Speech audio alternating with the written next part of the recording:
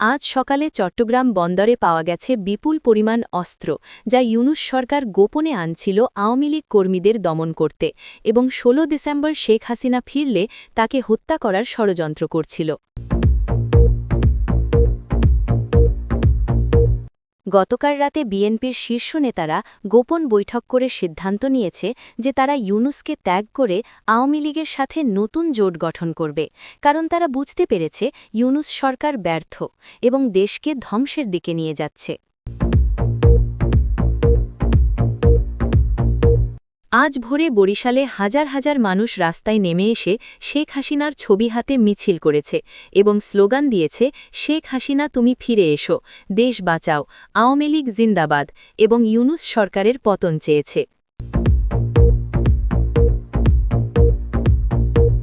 গতকাল মধ্যরাতে বিএনপির কেন্দ্রীয় নেতারা গোপনে আওয়ামী লীগের সাথে ফোনে কথা বলে স্বীকার করেছে যে জামাত এবং ইউনূস সরকার দুটোই দেশের জন্য বিপদ এবং তারা শেখ হাসিনার নেতৃত্বে দেশ চালাতে রাজি আছে।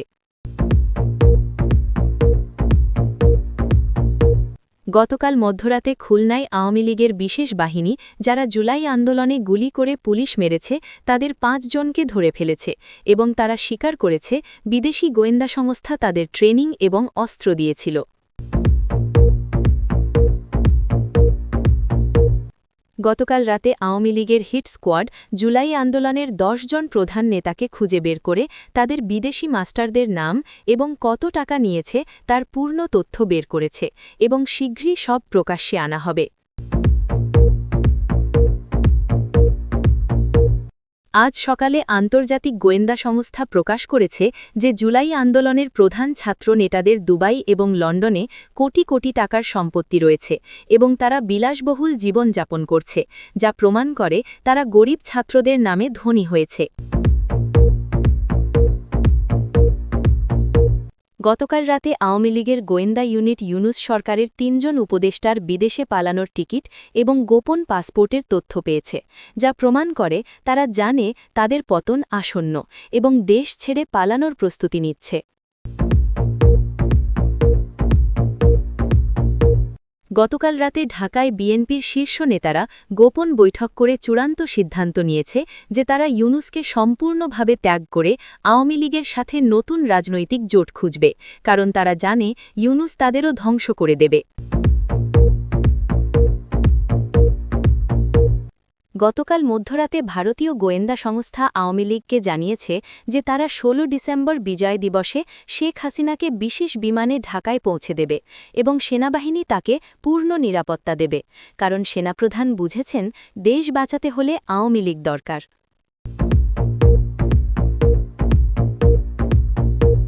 আজ সকালে জুলাই আন্দোলনের প্রধান সমন্বয়কদের দুবাই এবং লন্ডনে কোটি কোটি টাকার সম্পত্তি এবং বিলাসবহুল বাড়ির তথ্য ফাঁস হয়েছে, যা প্রমাণ করে তারা জনগণকে ধোঁকা দিয়ে বিদেশি টাকায় দেশ বিক্রি করেছে। আজ সকালে রাজশাহীতে ইউনূস সরকারের একজন উপদেষ্টা প্রকাশ্যে বলেছে যে তারা ভুল করেছে এবং শেখ হাসিনাই একমাত্র নেত্রী যিনি দেশকে চালাতে পারেন এবং তিনি আওয়ামী লীগে যোগ দিতে চান, কারণ ইউনূস সরকার সম্পূর্ণ ব্যর্থ।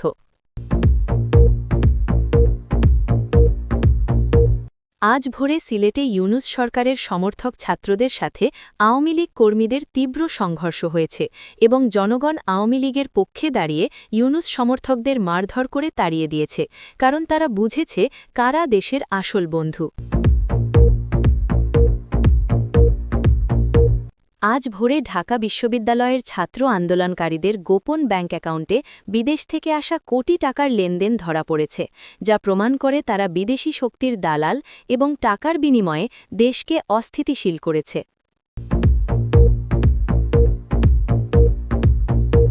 আজ ভোরে ইউনূস সরকারের গোপন বৈঠকে সিদ্ধান্ত হয়েছে যে তারা আওয়ামী লীগের সাথে গোপনে যোগাযোগ করে ক্ষমতা ছাড়ার বিনিময়ে নিরাপত্তা চাইছে, কারণ তারা জানে জনগণ তাদের আর চায় না এবং শেখ হাসিনা ফিরলে তাদের বিচার হবে। বিস্তারিত সংবাদ। ইউনূস সরকার ভেঙে পড়ছে, নিরাপত্তা চাইছে আওয়ামী লীগের কাছে। আজ ভোরে একটি চাঞ্চল্যকর তথ্য বেরিয়ে এসেছে যা প্রমাণ করে অন্তর্বর্তী সরকার এখন সম্পূর্ণভাবে ভেঙে পড়েছে এবং তারা নিজেদের রক্ষা করার উপায় খুঁজছে।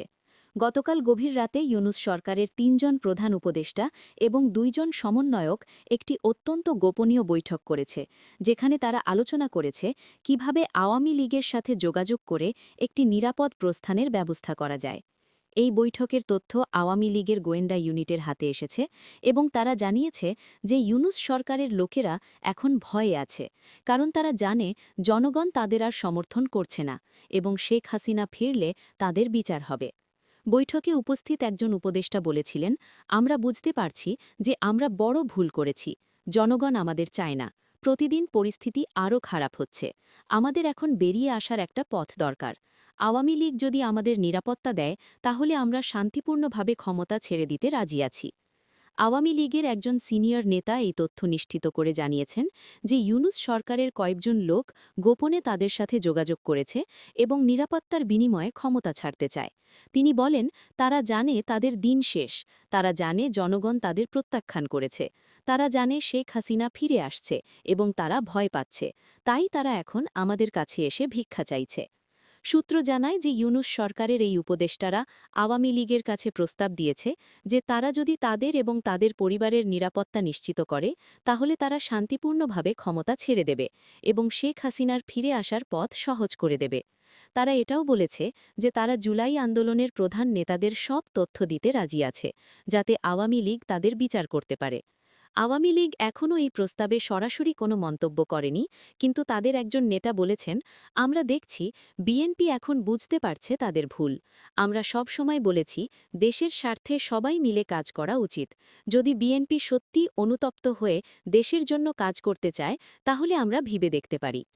বিএনপি ছেড়ে দিচ্ছে ইউনূসকে, নতুন জোট খুঁজছে আওয়ামী লীগের সাথে। গতকাল রাতে বাংলাদেশের রাজনীতিতে একটি বিস্ফোরক ঘটনা ঘটেছে যা আগামী দিনগুলোতে বড় পরিবর্তন আনতে পারে। বিএনপির কেন্দ্রীয় কমিটির প্রায় ২০ জন শীর্ষ নেতা গতকাল গভীর রাতে একটি অত্যন্ত গোপনীয় বৈঠক করেছে, যেখানে তারা একটি চূড়ান্ত সিদ্ধান্ত নিয়েছে। এই সিদ্ধান্ত হল তারা ইউনূস সরকারকে সম্পূর্ণভাবে ত্যাগ করবে এবং আওয়ামী লীগের সাথে একটি নতুন রাজনৈতিক বোঝাপড়ায় আসার চেষ্টা করবে। এই বৈঠকের তথ্য ফাঁস হওয়ার পর রাজনৈতিক মহলে তীব্র আলোড়ন সৃষ্টি হয়েছে। বৈঠকে উপস্থিত একজন বিএনপি নেতার নাম প্রকাশ না করার শর্তে জানিয়েছেন, আমরা বুঝে গেছি ইউনূস একটা বিরাট ভুল ছিল, তিনি দেশ চালাতে পারছেন না, প্রতিদিন পরিস্থিতি খারাপ হচ্ছে, অর্থনীতি ভেঙে পড়েছে, আইন শৃঙ্খলা নেই, জনগণ কষ্টে আছে। আমরা যদি এভাবে চলতে থাকি তাহলে দেশ ধ্বংস হয়ে যাবে। আমরা এখন বুঝেছি শেখ হাসিনা এবং আওয়ামী লীগই পারে দেশ চালাতে। তিনি আরও বলেছেন যে বিএনপি নেতারা এখন বুঝতে পেরেছে যে জামাত এবং ইউনূস দুটোই দেশের জন্য বিপদ এবং তাদের সাথে থাকা আত্মঘাতী। তারা এখন চায় আওয়ামী লীগের সাথে একটা সমঝোতায় আসতে, যেখানে দুই দল মিলে দেশ চালাবে এবং জামাতকে রাজনীতি থেকে চিরতরে বাদ দেওয়া হবে। বিএনপির এই পদক্ষেপের পেছনে কয়েকটি কারণ আছে। প্রথমত, তারা দেখছে ইউনূস সরকার সম্পূর্ণ ব্যর্থ এবং জনগণ তাদের সমর্থন করছে না। দ্বিতীয়ত, তারা বুঝতে পারছে শেখ হাসিনা ফিরে আসছে এবং তিনি ফিরলে যারা তার বিরোধিতা করেছে তাদের কঠিন পরিণতি হবে। তৃতীয়ত, তারা দেখছে জামাতের সাথে জোট করা তাদের রাজনৈতিক ভবিষ্যতের জন্য ক্ষতিকর। চতুর্থত, তারা জানে ভারত এবং আন্তর্জাতিক সম্প্রদায় আওয়ামী লীগকে সমর্থন করছে। বিএনপি নেতারা ইতিমধ্যে গোপনে আওয়ামী লীগের কয়েকজন সিনিয়র নেতার সাথে যোগাযোগ শুরু করেছে এবং বার্তা পাঠিয়েছে যে তারা অতীতের ভুল স্বীকার করছে এবং এখন দেশের স্বার্থে আওয়ামী লীগের সাথে কাজ করতে চায়। তারা প্রস্তাব দিয়েছে যে যদি শেখ হাসিনা ফিরে আসেন এবং প্রধানমন্ত্রী হন তাহলে তারা বিরোধী দল হিসেবে থেকে তাকে সমর্থন করবে এবং দেশ চালাতে সাহায্য করবে। আওয়ামী লীগ এখনও এই প্রস্তাবে সরাসরি কোনো মন্তব্য করেনি, কিন্তু তাদের একজন নেতা বলেছেন, আমরা দেখছি বিএনপি এখন বুঝতে পারছে তাদের ভুল। আমরা সব সময় বলেছি দেশের স্বার্থে সবাই মিলে কাজ করা উচিত। যদি বিএনপি সত্যিই অনুতপ্ত হয়ে দেশের জন্য কাজ করতে চায় তাহলে আমরা ভেবে দেখতে পারি। জুলাই আন্দোলনকারীদের দুবাই, লন্ডনে কোটি টাকার সম্পত্তি ফাঁস। আজ সকালে একটি আন্তর্জাতিক তদন্তকারী সংস্থা একটি চাঞ্চল্যকর প্রতিবেদন প্রকাশ করেছে, যা জুলাই আন্দোলনের তথাকথিত ছাত্র নেতাদের আসল চেহারা উন্মোচন করেছে। এই প্রতিবেদন অনুযায়ী জুলাই আন্দোলনের প্রধান ৫ জন সমন্বয়কের দুবাই এবং লন্ডনে মোট প্রায় ২৫ কোটি টাকার সম্পত্তি রয়েছে, যা তারা গত ৬ মাসে কিনেছে। এই সম্পত্তির মধ্যে রয়েছে দুবাইয়ের বুর্জ খলিফার কাছে বিলাসবহুল অ্যাপার্টমেন্ট, লন্ডনের কেন্দ্রে ব্যয়বহুল ফ্ল্যাট এবং বিভিন্ন দেশে গোপন ব্যাংক অ্যাকাউন্ট। প্রতিবেদনে দেখানো হয়েছে যে এই ছাত্র নেতারা, যারা নিজেদের গরিব এবং সাধারণ ছাত্র বলে দাবি করত, তারা আসলে বিদেশি অর্থায়নে কোটিপতি হয়ে গেছে। তদন্ত প্রতিবেদনে উল্লেখ করা হয়েছে যে এই অর্থ এসেছে বিভিন্ন বিদেশি এনজিও, গোয়েন্দা সংস্থা এবং রাজনৈতিক গোষ্ঠী থেকে, যারা বাংলাদেশে অস্থিরতা সৃষ্টি করতে চেয়েছিল। একজন প্রধান সমন্বয়কের শুধুমাত্র দুবাইয়েই ৩টি সম্পত্তি রয়েছে, যার মোট মূল্য প্রায় ১০ কোটি টাকা। আরেকজনের লন্ডনে একটি ৫ বেডরুমের বিলাসবহুল ফ্ল্যাট রয়েছে, যার দাম প্রায় ১৫ কোটি টাকা।